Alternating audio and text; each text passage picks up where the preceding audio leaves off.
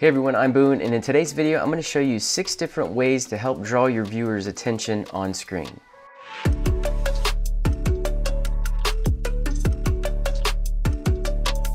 Now when you're blocking a shot, there's really an unlimited number of ways to place the subject on screen. The best way to figure out how you want to frame and compose your shot is to first consider how it's aiding the story. So for example, you could think about the subtext of a scene, or the emotional state of a character, or even perhaps the atmosphere of a location. Let's take a look at a basic example. So here I've captured my subject in 2 different compositions. The first is a close-up of her face. At this point, we really don't know what she's doing, we don't know what she's looking at. However, if I compose this in a wide shot, we can now see that she's looking at a phone. Clearly she's in a public park sitting on a bench. I can also see her entire wardrobe now, which is going to give me a little bit more insight into her character. This particular shot will also open up additional questions for the audience. Who is she talking to on the phone? Is she waiting on someone?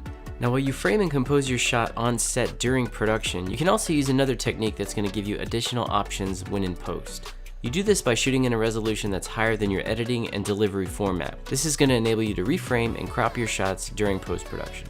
For example, this clip was captured in 6K, but my editing format is Ultra HD 4K. And here I'm using it to reframe my shot and help crop out that bathroom in the background. The eyeline is another powerful tool you can use to draw your viewers' attention to a specific area on screen or even off screen. In this example, something just out of frame has caught the attention of my subject.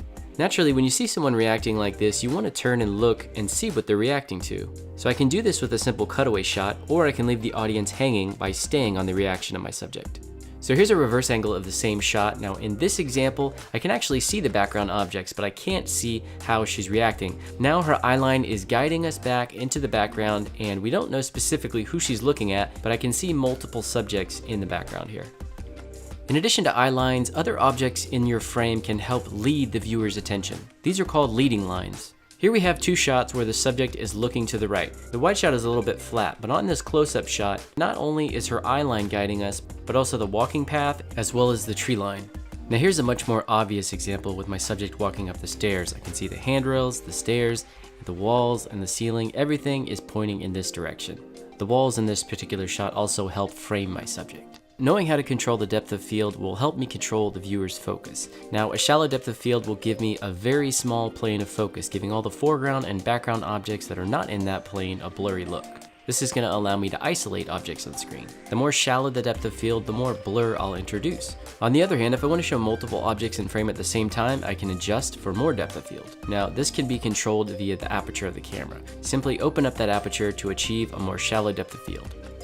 So once I'm finished with the shoot, I still have a lot of options during post-production to help draw my viewers' attention. One of the main areas to make changes is secondary color correction. So once I've done my primary adjustments, with secondary, I can really fine-tune specific areas of the frame. This is a pretty flat looking shot, and I want to have my subject pop out a little bit more. I've made 2 main adjustments in this particular example. So the first thing I want to do is lower the brightness of the background.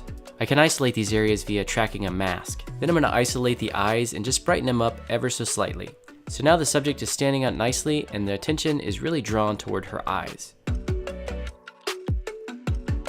Okay, I hope you enjoyed the tutorial. If you did, be sure to hit the thumbs up button, and if you want to see more content like this, subscribe to the channel and hit that notification bell.